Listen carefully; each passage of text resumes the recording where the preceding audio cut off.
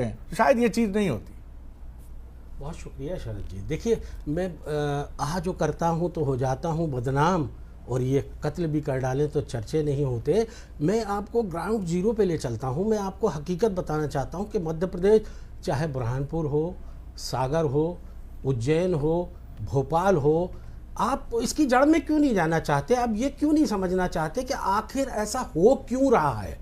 देखिए, मैं बताना चाहता हूँ कि भोपाल का भी मामला आपके सामने, आरिफ नगर का, यहाँ भी हर जगह शुरुआत ऐसी हुई है कि सबसे पहले जब आप मस्जिद के सामने पहुंचते हैं, दरगाह के सामने पहुंचते हैं, या किसी भी मुस्लिम धर्म स्थल के सामने पहुंचते हैं, आपका स्वागत है, हम फूल बरसाने को तैयार हैं, लेकिन आप वहीं झांकी रोक देते हो, आप वहीं अनर्गल तरह की टिप्पणियां करते हो, आप वहां पर जैसे आर के नारे लगाते हो, आप वहां पे कहते हो कि मूल्य काटे जाएंगे, और इस तरह की अनर्गल तरह की बातें आप करते हो, और एक एक घंटे वहां पर डीजे से लेके चारों तरफ इस तरह का आतंक मचाने की कोशिश करते हो। तो आप बताइए ना कि भाई ऐसा क्यों कर रहे हो आप?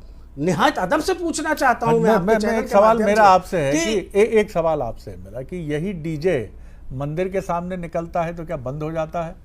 क्या वहां पर वो गाने जिनसे हम भी इत्तेफाक नहीं करते कि फला बदनाम हुई, फला तेरे लिए, क्या मंदिर के सामने बंद करके वो सब ऐसे खड़े हो जाते, प्रभु गलती क्षमा, माफ कर दीजिएगा, क्षम्य है हमारा पाप? या कई बार ये भी आरोप लगता है कि किसी द्रव्य का सेवन किया है, तो क्या वो गायब हो जाता है उस समय?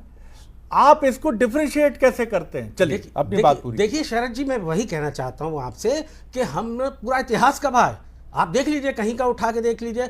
हम लोग जिस तरह से सारे धर्मों का सम्मान करते हुए, चाहे वो ईद मिलादुन नबी का जलसा जुलूस हो, चाहे मुहर्रम हो, चहल्लम हो, या जितने भी हमारे त्यौहार आते हैं, हम लोग कभी भी किसी भी धर्म स्थल के सामने जाकर वहां रुक कर अनर्गल तरीके से किसी भी तरह के नारे कुछ भी लगाने की कोशिश नहीं करते हैं। शालीनता पूर्वक वहां से निकलते हैं, तो आप भी निकलिए शालीनता पूर्वक। कौन मना करता है आपको? जी, आपके तो सबसे बड़ी दिक्कत ये, देखिए मैं जब बोल रहा हूं आप बीच में मत बोलिए, पूरी बात रखने दीजिए।